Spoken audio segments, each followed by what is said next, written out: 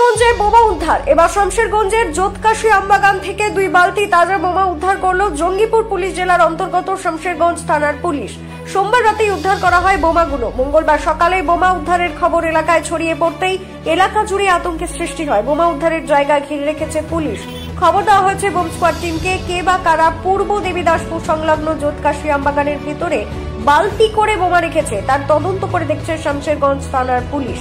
যদিও কোন রকম অপ্রীতিকর ঘটনা ঘটার আগেই বোমা উদ্ধার করতে সক্ষম হয়েছে পুলিশ। সেভাবেই আমবাগানের ভেতরে যারা বোমা রেখেছিল তাদের দৃষ্টান্তমূলক শাস্তির দাবি জানিয়েছেন সাধারণ মানুষ।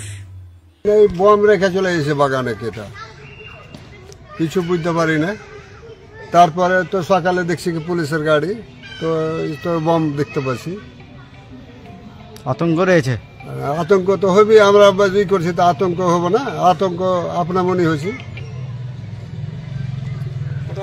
এটা আম বাগান, এটা আম বাগান, লিচু বাগান। এইভাবে যা বম রেখে যাচ্ছে এটা তো বড় সড়ো কোনো দুর্ঘটনা ঘটে যেতে পারে। হ্যাঁ, হতেও পারে। আপনার নাম কি? আমার নাম জঞ্জালি শেখ। জঞ্জালি শেখ। এটা কোন বাগান? এটা জোতকাশী গাম্ভারতলা, পূর্ব দেবীদাসপুরের। পূর্ব দেবীদাসপুর।